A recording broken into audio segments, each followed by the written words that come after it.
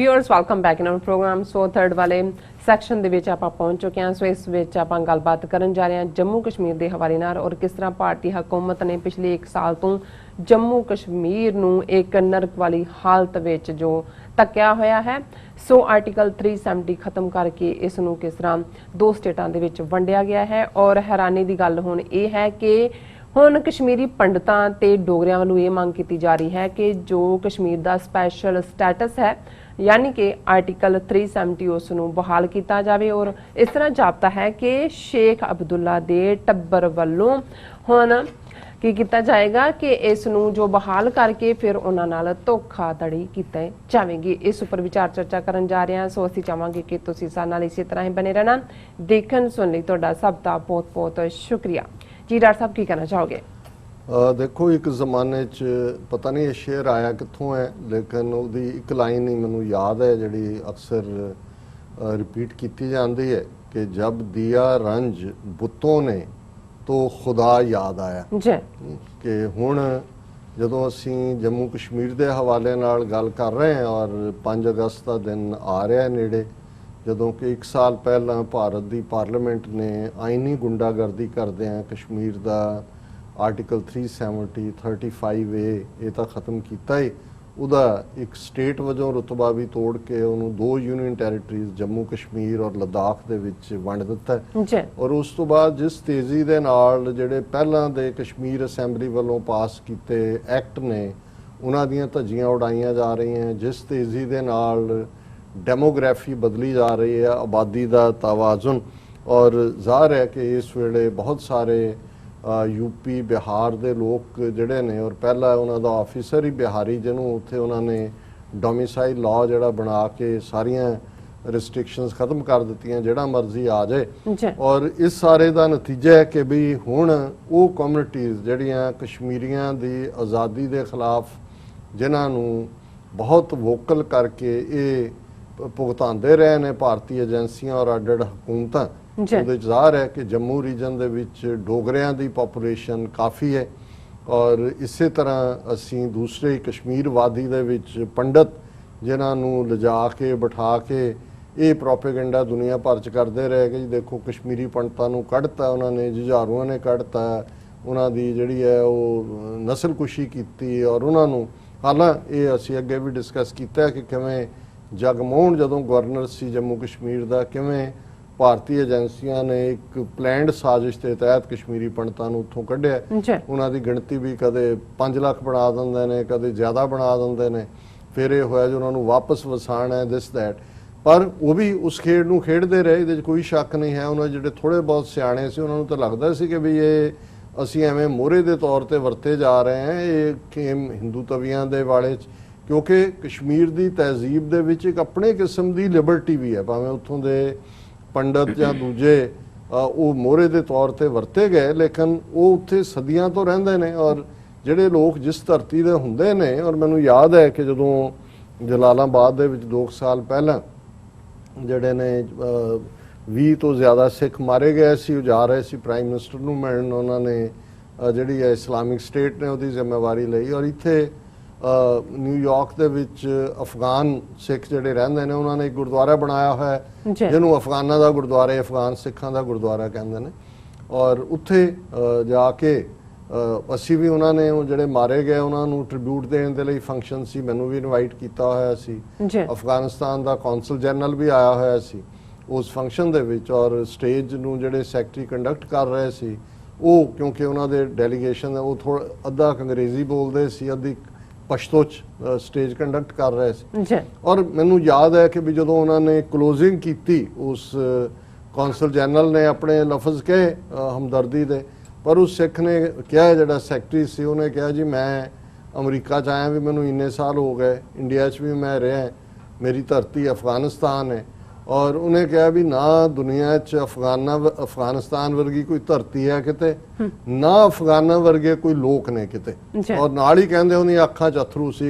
एक बार सारी कॉन्ग्रीगेशन दे विच एक बिल्कुल सन्नाटा सी। सो हुण एक जिहड़े उत्थों घर-बार छड्ड के पूरे उत्थों जलावतनी च आए ने लोग, स्ट्रगल कर रहे हैं, ਪਰ ਇਹਦੇ ਬਾਵਜੂਦ ਉਹਨੂੰ ਆਪਣੀ ਉਸ ਧਰਤੀ ਦੇ ਨਾਲ ਔਰ ਆਪਣੇ ਲੋਕਾਂ ਦੇ ਨਾਲ ਕਹਿੰਦੇ ਉਹਨਾਂ ਵਰਗੇ ਨਾ ਲੋਕ ਕਿਤੇ ਦੁਨੀਆ 'ਚ ਨੇ ਤੇ ਨਾ ਕਿਤੇ ਧਰਤੀ ਹੈ। ਹੁਣ ਇਹੀ ਹਾਲ ਭਾਵੇਂ ਕਸ਼ਮੀਰੀਆਂ ਦੀ ਅਗਲੀ ਜਨਰੇਸ਼ਨ ਜਾਂ ਦੂਜਿਆਂ ਨੂੰ ਭੁੱਲ ਭੁਲਾ, ਲੇਕਿਨ ਜਿਨ੍ਹਾਂ ਨੇ ਉਹ ਦੇਖਿਆ ਉਹਨਾਂ ਨੂੰ ਸਮਝ ਆਣੀ ਸ਼ੁਰੂ ਹੋਈ ਹੈ ਵੀ ਇਹ ਤਾਂ ਅਲਟੀਮੇਟਲੀ ਸਾਡਾ ਨਾਮ ਵਰਤ ਕੇ ਜਿਹੜੇ ਲੋਕ ਲਿਆ ਗਏ, ਇਹ ਤਾਂ ਸਾਡੀਆਂ ਵੀ ਜਿਹੜੀਆਂ ਨੌਕਰੀਆਂ ਜਾਂ ਦੂਜੀਆਂ ਰਿਜ਼ਰਵੇਸ਼ਨ ਸੀ ਉਹਦਾ ਇੱਕ ਆਪਣਾ ਸਟੇਟਸ ਸੀ ਜੰਮੂ ਕਸ਼ਮੀਰ ਦਾ। ਇਕੱਲਾ ਇਹ ਨਹੀਂ ਸੀ ਕਿ ਜੀ ਉਹ ਮੁਸਲਮਾਨਾਂ ਦੀ ਆਬਾਦੀ ਜਿਹੜੀ ਘਟੀ ਨਹੀਂ ਹੈ, ਉਹਨਾਂ ਦੇ ਵੀ ਉਨੀਆਂ ਰਿਜ਼ਰਵੇਸ਼ਨ ਸੀ। ਹੁਣ ਜਿਹੜੀਆਂ ਵੋਕਲ ਸਟੇਟਮੈਂਟਸ ਪਹਿਲਾਂ ਡੋਗਰਿਆਂ ਦੀ ਕਮਿਊਨਿਟੀ ਜਿਹੜੀ ਜੰਮੂ 'ਚ ਹੈ, ਪੈਂਥਰਸ ਪਾਰਟੀ, ਦੂਜੇ ਉਹ ਤਾਂ ਆਪਣੀ ਵੀ ਖੇਡ ਖੇਡਦੇ ਨੇ, ਤੇ ਕਸ਼ਮੀਰੀ ਪੰਡਤ ਹੁਣ ਉਹ ਮੰਗ ਕਰ ਰਹੇ ਨੇ ਕਿ ਇਹ ਵਾਪਸ ਕਰੋ ਸਾਡਾ ਆਰਟੀਕਲ 370 35A ਵੀ ਵਾਪਸ ਲਿਆਓ, ਰੀਸਟੋਰ ਕਰੋ। ਔਰ ਇਹ ਖਬਰ ਹੈ after Dogras now Kashmiri Pandits demand restoration of article 370 और उन्होंने दी ऑर्गेनाइजेशन है reconciliation relief and rehabilitation Kashmiri पंडितां दी। They have asked the government to restore the statehood and special status of Jammu Kashmir. और उन्होंने कहा कि भाई we demand immediate restoration of statehood and special status to Jammu and Kashmir. The Indian constitution ensures the right to equality that extends to individuals, communities, religions, regions and all social and political institutions, said Satish Maldar, chairman of the organization। उन्होंने कहा कि भी ये साडा तुसी साडी state का जिहड़ा रुतबा लिया इहनूं वापस करो। और हुण ये सारी ईवन डोगरे उस तो पहला कह चुके हैं। और इहदे नाल नाल असीं देख रहे हैं कि भी एक पासे इन्हां ने कल्ला यही नहीं कि स्टेटस तोड़िया और डोमिसाइल है। हुण एक खबर सी proposal to create 37 new industrial areas approved in Kashmir। उन्होंने कहा जी नवे असी 37 नवे इंडस्ट्रियल एरिया क्रिएट करने ने और उहदे लई ऑलरेडी 9000 कनाल जिहड़ी लैंड है वो डिपार्टमेंट ऑफ कॉमर्स ने एक्वायर कर ली है। इसका मतलब यह है कि भी वो हुण जदों तक कोई चेंज होएगी, होनी भी नहीं है, ਵੱਧ ਤੋਂ ਵੱਧ ਸਟੇਟਹੁਡ ਰੈਸਟੋਰ ਵੀ ਕਰ ਦੇਣਗੇ, ਨਾਟ ਅ ਬਿਗ ਡੀਲ। ਉਹਦੇ ਲਈ ਉਹਨਾਂ ਨੇ ਆਲਰੇਡੀ ਫਾਰੂਕ ਅਬਦੁੱਲਾ ਔਰ ਉਹਦਾ ਮੁੰਡਾ ਉਹ ਜਿਵੇਂ ਫੁਲਕਾ ਅੱਧ ਕੱਚਾ ਜਿਹਾ ਰਹਿ ਜਾਏ ਤੇ ਜਿੱਦਾਂ ਦੀ ਸ਼ਕਲ ਹੁੰਦੀ ਉਦਾਂ ਦੀ ਆ ਉਹਦੀ ਉਮਰ ਅਬਦੁੱਲੇ ਦੀ, ਉਹ ਤਿਆਰ ਕੀਤਾ ਹੋਇਆ ਉਹਨਾਂ ਨੇ। ਕਿਉਂਕਿ ਜਦੋਂ ਦੇ ਦੋਨੋਂ ਪਿਓ ਪੁੱਤਰ ਰਿਲੀਜ਼ ਹੋਏ ਨੇ ਇਹਨਾਂ ਨੇ ਤਾਂ ਇਹ ਮੰਗ ਵੀ ਨਹੀਂ ਕੀਤੀ ਹੈ ਕਿ ਆਰਟੀਕਲ 370 ਰੀਸਟੋਰ ਕਰੋ। ਪਲੈਬਸਾਈਡ ਜਾਂ ਦੂਜੀ ਦਾ ਕੋਈ ਪ੍ਰੋਟੈਸਟ ਨਹੀਂ, ਕੋਈ ਦੂਜਾ ਨਹੀਂ। और वो इंटरव्यू दे रहा उमर अब्दुल्ला जी असी फैसला कर लिया कि प्रोटेस्ट दूजे का कोई फायदा नहीं, असी कानूनी लड़ाई लड़ांगे। और दूसरा और आर्टिकल 370 ते बिल्कुल जबान बंद की हुई है। और दो स्टोरीज जिहड़ियां बड़ी डिटेल दे विच ने उमर अब्दुल्ला ते मोदी सरकार नूं लैके लोग कर रहे हैं शक। ये BBC की लंबी चौड़ी स्टोरी है कि भाई ऐसा की कारण है कि भी ये ना ही उमर अब्दुल्ला इन्होंने ना कोई प्रोटेस्ट लाइन रखी, ना ही कोई ये जड़े ने आर्टिकल 370 के खिलाफ बोल रहे हैं।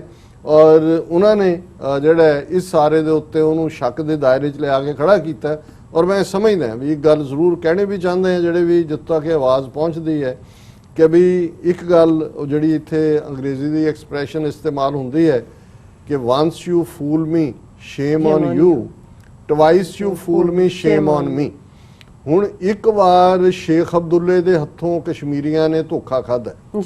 ਨਤੀਜੇ ਦੇ ਤੌਰ ਤੇ 72 ਸਾਲ ਤੋਂ ਇਹ ਗੁਲਾਮੀ ਦੇ ਸੰਗਲ ਬੇੜੀਆਂ ਹੱਥਕੜੀਆਂ 'ਚ ਜਕੜੇ ਹੋਏ ਨੇ। ਇਹਨਾਂ ਦੋਨੋਂ ਹੀ ਪਿਓ ਪੁੱਤਰਾਂ ਨੇ ਫਾਰੂਕ ਅਬਦੁੱਲਾ ਔਰ ਉਮਰ ਅਬਦੁੱਲਾ। ਜੇ ਤੁਸੀਂ ਇਹਨਾਂ ਦਾ ਦੇਖੋ, ਸਭ ਤੋਂ ਪਹਿਲਾਂ ਵਾਜਪਾਈ ਦੀ BJP ਸਰਕਾਰ 'ਚ ਫਾਰੂਕ ਅਬਦੁੱਲਾ ਜੁਆਇਨ ਕੀਤਾ ਸੀ। ਔਰ ਇਹਨਾਂ ਨੂੰ ਜੇ ਇਹ ਤਾਂ ਮਹਿਬੂਬਾ ਮੁਫਤੀ ਦੇ ਕੋਲ ਸੀਟਾਂ ਜ਼ਿਆਦਾ ਸੀ ਤੇ BJP ਨੇ ਉਹਨੂੰ ਪ੍ਰੈਫਰ ਕੀਤਾ। ਇਹਨਾਂ ਨੇ ਮੋਦੀ ਦੇ ਨਾਲ ਵੀ ਬਣਾਣੀ, ਇਹਨਾਂ ਨੇ ਸਭ ਤੋਂ ਅੱਗੇ ਹੋਣਾ ਸੀ ਉਹਨੂੰ ਲਾਗੂ ਕਰਨ 'ਚ। ਮਹਿਬੂਬਾ ਮੁਫਤੀ ਨੂੰ ਅਜੇ ਵੀ ਭਾਵੇਂ ਉਹ ਵੀ ਅਲਟੀਮੇਟਲੀ ਉਹ ਤੇ ਉਹਦਾ ਪਿਓ ਵੀ ਜਿਹੜੇ ਨੇ ਕੋਈ ਉਹਨਾਂ ਨੇ ਸਟੱਬਰ ਨਹੀਂ ਸਾਬਤ ਹੋਏ ਵੀ ਕਸ਼ਮੀਰੀਆਂ ਦੀ ਆਜ਼ਾਦੀ ਲਈ ਖਲੋਂਦੇ। ਪਰ ਫਿਰ ਵੀ ਜੇ ਅਜੇ ਤੱਕ ਉਹਦੇ ਤੋਂ ਪਬਲਿਕ ਸੇਫਟੀ ਐਕਟ ਨਹੀਂ ਚੁੱਕਿਆ ਤੇ ਇਹ ਮਤਲਬ ਹੈ ਵੀ ਸਮਝੌਤਾ ਉਹਦੇ ਨਾਲ ਨਹੀਂ ਕੀਤਾ ਹੋਇਆ, ਸਮਝੌਤਾ ਇਹਨਾਂ ਨਾਲ ਕੀਤਾ। ਇਹ ਮੰਗ ਹੁਣ ਇੰਨੀ ਕੁ ਕਰ ਰਿਹਾ ਉਮਰ ਅਬਦੁੱਲਾ ਜੀ, ਸਟੇਟਹੁਡ ਰੀਸਟੋਰ ਕਰੋ। ਸੋ ਜਿਹੜੀ ਇਹਨਾਂ ਦੀ ਅੰਡਰਸਟੈਂਡਿੰਗ ਹੈ कि भी, और वो कह रहे जी मैं खुद चोण नहीं लड़ांगा, मेरी पार्टी लड़ेगी। मतलब हुण ये है कि जी मैं गुनाह नहीं किया, वो तो मेरे हत्थां ने किया। हुण तुसीं इस सारे चों की कढ सकदे हो कि भी ये टब्बर एक बार फिर धोखा देण जा रहा है। ये हुण कश्मीरियां ने देखना भी उन्होंने धोखा इन्हां तों फिर खाना। मैनूं नहीं लगदा भी फसणगे। जिवें दीयां पहलां सरकारां बनांदे रहे ने धक्के नाल उन्हां नूं ਇੰਸਟਾਲ ਕਰ ਦੇਣਗੇ ਔਰ ਕਸ਼ਮੀਰੀ ਜਿਹੜੇ ਨੇ ਉਹ ਪੂਰੇ ਇਸ ਮੁੱਦੇ ਦੇ ਉੱਤੇ ਪੂਰੇ ਜ਼ੋਰ ਦੇ ਨਾਲ ਲੱਗੇ ਹੋਏ ਨੇ ਔਰ ਇੰਡੀਆ ਨੂੰ ਵੀ ਪਤਾ ਹੈ ਕਿ ਆਉਣ ਵਾਲੇ ਪੀਰੀਅਡ 'ਚ 5 ਅਗਸਤ ਤੋਂ ਪਹਿਲਾਂ ਉੱਥੇ ਜ਼ੋਰਦਾਰ ਪ੍ਰੋਟੈਸਟ ਵੀ ਹੋਣਗੇ ਔਰ ਉਹਨਾਂ ਨੇ ਆਲਰੇਡੀ ਇਹਨੂੰ ਦਹਿਸ਼ਤਗਰਦੀ ਦੇ ਖਾਤੇ 'ਚ ਪਾਉਣ ਲਈ ਆਪਣੀ ਖੇਡ ਸ਼ੁਰੂ ਕਰ ਦਿੱਤੀ ਹੈ। ਔਰ ਇੱਕ ਖਬਰ ਜਿਹੜੀ ਪਲਾਂਟ ਕਰਵਾਈ ਗਈ ਮੀਡੀਆ 'ਚ, intelligence agencies alert forces along a line of control as 300 terrorists waiting to cross over ahead of festivities ਕਿ ਜੀ ਈਦ ਦੇ ਨੇੜੇ ਤੇੜੇ ਔਰ ਇਹ ਆਉਣ ਤੋਂ ਪਹਿਲੇ 300 ਜਿਹੜੇ ਕਸ਼ਮੀਰੀ ਮੁਜਾਹਿਦ ਨੇ ਇਹਨਾਂ ਦੀ ਇਹ ਇੰਟੈਲੀਜੈਂਸ ਏਜੰਸੀ ਪਲਾਂਟ ਖਬਰ ਹੈ ਕਿ ਜੀ ਉਹ ਪਾਕਿਸਤਾਨ ਵਾਲੇ ਪਾਸੇ ਵੇਟ ਕਰ ਰਹੇ ਨੇ ਕਿ ਅਸੀਂ ਕਦੋਂ ਭਾਰਤ ਦੇ ਵਿੱਚ ਵੜਨਾ ਹੈ। ਔਰ ਉਹਨਾਂ ਨੇ ਕਿਹਾ ਵੀ ਟ੍ਰੇਨ ਟੈਰਰਿਸਟ ਨੇ ਲਾਈਨ ਆਫ ਕੰਟਰੋਲ ਤੇ ਬੈਠੇ ਹੋਏ ਨੇ ਔਰ ਇਹ ਹੋਮ ਅਫੇਅਰਸ ਨੂੰ ਉਹਨਾਂ ਨੇ ਕੋਟ ਕੀਤਾ ਹੈ ਕਿ ਭਾਈ ਇਹ ਜਿਹੜੇ ਨੇ ਫੁੱਲੀ ਟ੍ਰੇਨ ਟੈਰਰਿਸਟ ਨੇ ਔਰ ਇਹਨਾਂ 'ਚ ਜਿਹੜੇ ਨੇ ਇਹ ਕ੍ਰਾਸਓਵਰ ਕਰਨਗੇ at places like Kupwara, Gurez, Bandipora, Uri in north Pir Panjal of Kashmir ਔਰ ਇਹ ਜਿਹੜੇ ਨੇ ਸਾਂਬਾ ਔਰ ਰਜੌਰੀ ਪਹੁੰਚਣੇ ਉਹੀ ਨੇ ਜ਼ਿਲ੍ਹੇ ਜਿੱਥੇ ਆਲਰੇਡੀ ਜੁਝਾਰੂ ਲੜਦੇ ਵੀ ਨੇ ਕਸ਼ਮੀਰੀ ਜਿਹੜੇ ਨੇ ਇਹਨਾਂ ਦੇ ਖਿਲਾਫ ਵੀ ਆਵਾਜ਼ ਚੁੱਕਦੇ ਨੇ ਔਰ ਉਹਨਾਂ ਨੇ ਕਿਹਾ ਜੀ ਕਿ ਇਹ ਆਲਰੇਡੀ ਇਥੋਂ ਇਨਫਿਲਟ੍ਰੇਸ਼ਨ ਬਿਡ ਕਰਨਗੇ। ਇਹ ਇਹਨਾਂ ਦੀਆਂ ਪਲਾਂਟ ਸਟੋਰੀਜ਼ ਨੇ ਪਰ ਮੈਨੂੰ ਇਹ ਲੱਗਦਾ ਹੈ ਕਿ ਵੀ ਨੇੜੇ ਤੇੜੇ ਪਹੁੰਚਦੇ ਆ 5 ਅਗਸਤ ਦੇ ਇਹ ਉੱਥੇ ਕਰਫਿਊ ਤਾਂ ਪਹਿਲਾਂ ਹੀ ਲੱਗਾ ਹੋਇਆ ਹੈ, ਮਾਰਸ਼ਲ ਲਾ ਵਰਗੇ ਹਾਲਾਤ ਉਹ ਬਣਾ ਦਿੰਦੇ ਨੇ ਪਰ ਕੋਈ ਨਾ ਕੋਈ ਐਸੀ ਹੋਰ ਐਕਟੀਵਿਟੀ ਵੀ ਕਰ ਸਕਦੇ ਨੇ ਕਿਉਂਕਿ ਜਿਸ ਕਿਸਮ ਦਾ ਇਹ ਚੀਨ ਤੋਂ ਹਿਊਮਿਲੇਟ ਹੋਏ ਨੇ ਜਿਹਦੇ ਥੱਲੇ ਫੇਰੇ ਕੋਈ ਆਪਣਾ ਦਿਖਾ ਕੇ ਜੀ ਸਾਡੀ ਬਹਾਦਰ ਫੌਜ ਨੇ ਇਹ ਕੀਤਾ ਉਹ ਕੀਤਾ ਔਰ ਜੇ 300 ਆਲਰੇਡੀ ਟ੍ਰੇਨਡ ਜਿਹੜੀ ਹੈ ਉਹ ਜੁਝਾਰੂਆਂ ਦੀ ਗੱਲ ਇਹ ਕਰ ਰਹੇ ਨੇ ਤੇ ਪਾਕਿਸਤਾਨ ਨੂੰ ਵੀ ਬਲੇਮ ਗੇਮ ਦੇ ਲਈ ਇਹਨਾਂ ਨੇ ਤਿਆਰ ਕਰ ਲਏ ਕਿ ਜੀ ਅਲਟੀਮੇਟਲੀ ਜੇ ਕੁਝ ਵਾਪਰ ਜਾਂਦਾ ਉੱਥੇ ਕਸ਼ਮੀਰੀ ਜੁਝਾਰੂ ਆਪਣੇ ਤੌਰ ਤੇ ਕੋਈ ਕਾਰਵਾਈ ਕਰਦੇ ਨੇ ਫਿਰ ਕਹਿਣਗੇ ਦੇਖੋ ਜੀ ਅਸੀਂ ਤਾਂ ਪਹਿਲਾਂ ਹੀ ਕਿਹਾ ਸੀ ਕਿ ਇਹ ਉੱਥੇ ਕੀਤਾ ਔਰ ਆਉਣ ਵਾਲੇ ਦਿਨਾਂ 'ਚ ਵੀ ਅਸੀਂ 5 ਅਗਸਤ ਤੱਕ ਪਹੁੰਚਦੇ ਆ ਇਸ ਮੁੱਦੇ ਦੇ ਉੱਤੇ ਗੱਲਬਾਤ ਕਰਾਂਗੇ। ਜੀ ਡਾਕਟਰ ਸਾਹਿਬ ਤੁਹਾਡਾ ਬਹੁਤ ਬਹੁਤ ਸ਼ੁਕਰੀਆ। ਇਸ ਵਕਤ ਲੈਣੇ ਬ੍ਰੇਕ। ਵਿਊਅਰਸ ਤੁਸੀਂ ਕਿਤੇ ਨਹੀਂ ਜਾਣਾ, ਮਿਲਦੇ ਹਾਂ ਆਫਟਰ ਦਿਸ ਸ਼ਾਰਟ ਬ੍ਰੇਕ।